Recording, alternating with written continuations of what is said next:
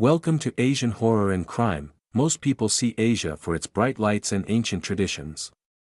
But if you look closer, in the places most people avoid, there are stories.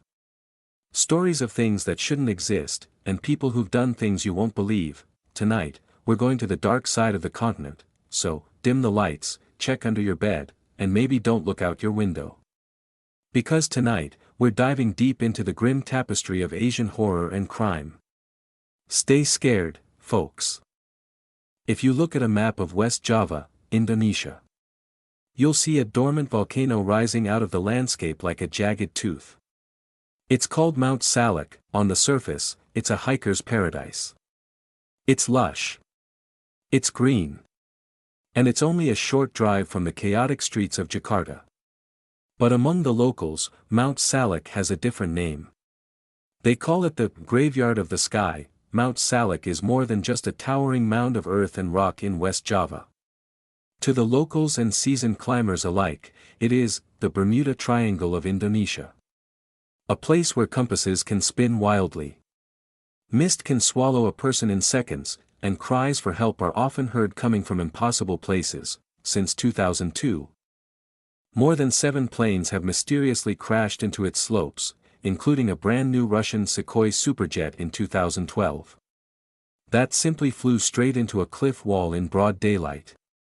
The pilots were experienced, and the weather was clear. The Sukhoi Superjet 100 crash, which occurred on May 9, 2012, on Mount Salak, West Java, remains one of the most haunting aviation tragedies in Indonesia.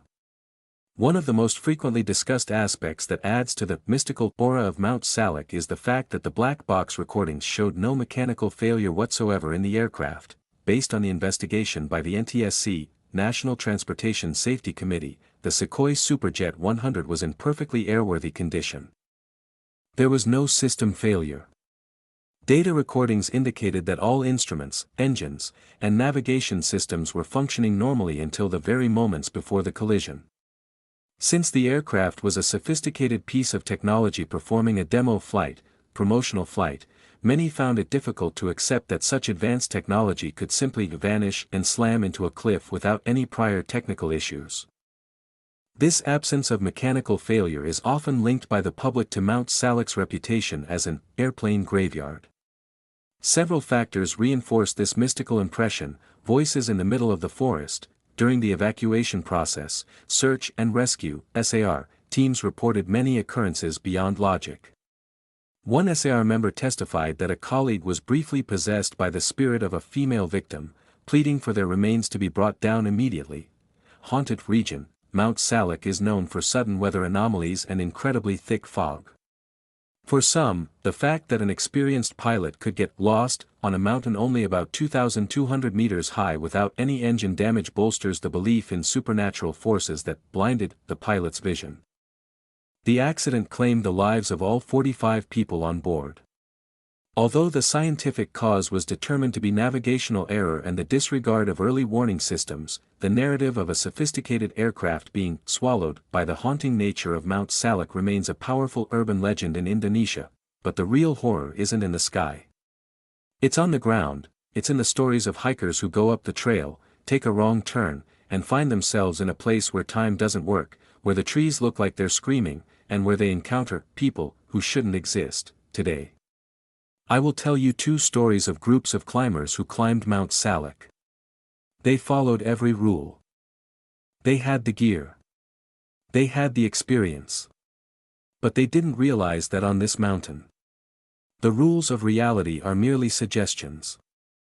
Our first story focuses on a group of 5 friends. Let's call the leader Andy. Andy was an outdoorsman's outdoorsman. He'd climbed every major peak in Java. For him, Mount Salak was supposed to be a chill weekend trip. He brought 4 friends, 2 of whom were beginners. Now, before they even hit the trail, they met an old man at the base camp. He was a local porter, skin like leather, eyes clouded with cataracts. He looked at them, and he said one thing: if you hear someone calling your name from the bushes, do not answer. Even if it sounds like your mother. Even if it sounds like me. Andy laughed it off. He thought it was just the usual, mystical, talk to get bigger tips. They started the ascent at 8 a.m. Mount Salak is famous for its Sittahoop Trail. It's beautiful, but it's claustrophobic. The canopy is so thick that by 2 p.m., it feels like twilight. The air is heavy, humid, and smells of wet earth and rotting vegetation. The first day's journey went smoothly, without any disturbances or oddities. By day 2, they reached Peak 1. But as they were setting up camp, the atmosphere shifted. The birds stopped chirping. The monkeys went silent. It was that dead silence that hikers dread, the kind that feels like the woods are holding their breath, waiting for something to happen. Around 11 p.m., Andy is in his tent. He's half asleep when he hears a sound. Clink. Clink. Clink, it sounds like metal hitting metal. Like a canteen hitting a belt. He thinks maybe one of his friends is up getting water. He sticks his head out of the tent, and he sees a flickering light moving through the trees about 50 yards away. He calls out, "Hey, who's there?" The light stops. Then, he hears it. A low, rhythmic chanting. It sounds like a military drill. Andy grabs his flashlight and shines it toward the sound. What he saw didn't make sense.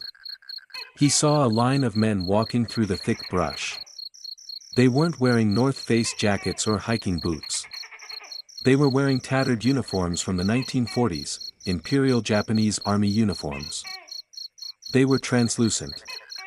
Their feet didn't seem to touch the mud. They walked with a mechanical, dead-eyed stare, passing right through boulders as if they weren't there. Andy froze. He felt a coldness in his bones that had nothing to do with the mountain air. One of the soldiers, the one at the end of the line, stopped. He turned his head slowly, his face a pale, decaying mask of skin and bone. He raised a finger to his lips, as if to say, "Shoo," and then, they vanished. Just, gone. Andy didn't sleep the rest of the night. But when the sun came up, he didn't tell his friends. He didn't want to panic the beginners. He just said, "Pack up. We're moving fast today," but the mountain wasn't done with them. They started their descent at 9 a.m. Based on Andy's GPS, they should have been back at the base camp by 4 p.m. By 3 p.m., they reached a very specific landmark.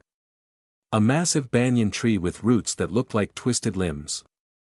They passed it, kept walking. An hour later, they reached the same banyan tree. Andy checked his GPS. It said they were moving in a straight line. He checked his compass. North was north.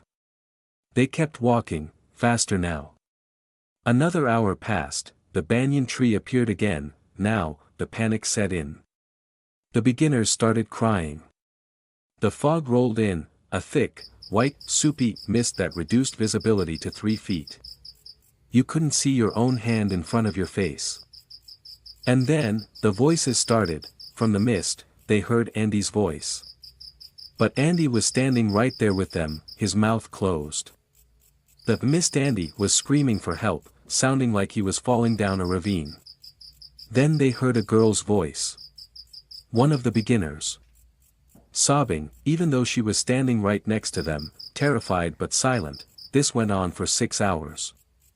They were trapped in a loop, being hunted by the sound of their own voices. Eventually, Andy remembered what the old man said. "Don't answer." He grabbed his friends, made them sit in a circle, back to back, and told them to close their eyes and pray. He told them, "Whatever you hear, whatever you feel touching your shoulder, do not open your eyes until the sun hits your skin." When the sun finally rose, the fog evaporated instantly. They weren't near the banyan tree anymore. They were standing on the edge of a sheer cliff. The same cliff where the Sukhoi jet had crashed years before. If they had taken 10 more steps in the fog, following those voices, they would have been gone. They ran. They didn't stop until they saw the asphalt road of the base camp. When they got to the village, they saw the old porter. He didn't ask them how the hike was. He just looked at Andy, saw the gray hairs that had appeared on the young man's temples overnight, and nodded. Mount Salak is a place of moksha. An ancient belief in people who vanish into the spirit realm without dying.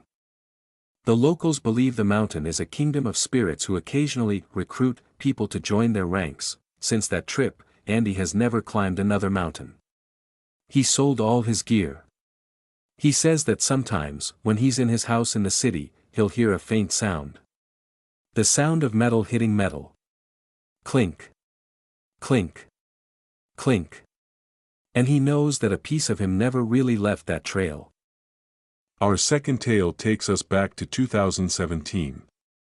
Our protagonist, let's call him Bayou, was the kind of climber who believed he had conquered every peak worth naming. He was arrogant, driven by cold technicalities, and had zero room for superstitions. Alongside his two companions, Rian and Adi, they chose to tackle Mount Salak through an obscure, unofficial trail. Shunning the main paths in search of what they called a pure experience, but as they pushed deeper into the ascent, the very air began to shift. The warm sunlight that once guided them was slowly choked out by the suffocatingly dense canopy, plunging them into an eternal twilight beneath the trees. The cheerful chirping of birds went dead, replaced by a low, rhythmic hum of insects. A sound that began to feel less like nature, and more like the synchronized whispers of 1,000 invisible souls. As they breached the 1,500-meter mark, a thick, oppressive mist began to descend. This wasn't your average mountain fog. On the slopes of Mount Salak, the locals call it kabut susu. The milky mist. Visibility vanished, shrinking to a mere meter in front of his face. Suddenly, a cold realization hit Bayou. The sound of Rian's footsteps, which had been right in front of him just seconds ago, had gone deathly silent. Bayou cried out their names. But his voice felt muffled. Swallowed whole by the damp. Heavy walls of the fog. Rian. Adi, no answer.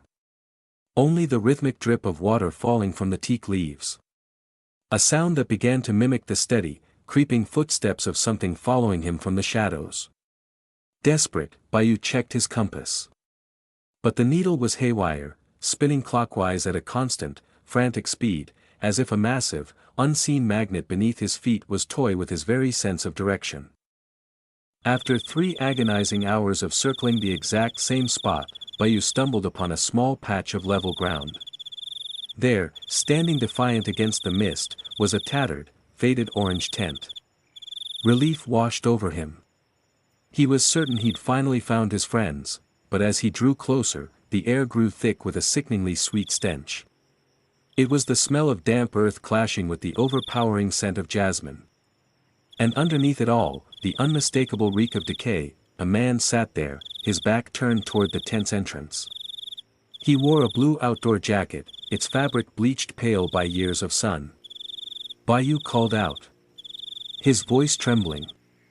Asking if the man had seen his companions, the figure didn't turn. He simply pointed toward a sheer, jagged cliff to the left with a hand that looked deathly pale and stiff. Just as Bayou was about to offer his thanks, the man spoke. His voice didn't sound human. It was a dry, guttural rasp, like the grinding of 2 heavy stones. Do not follow the music. If you hear the gamelan, run the other way. Nightfall claimed the mountain with terrifying speed. Bayou eventually stumbled upon Rian and Adi, huddled beneath the roots of a massive tree, paralyzed with fear. Their stories were identical. They had both encountered the man in the blue jacket, and he had pointed them toward the cliff. As they scrambled to set up a makeshift shelter, the heavy silence was shattered. From the deep, impenetrable distance, the faint, melodic notes of sarong and boning began to drift through the trees.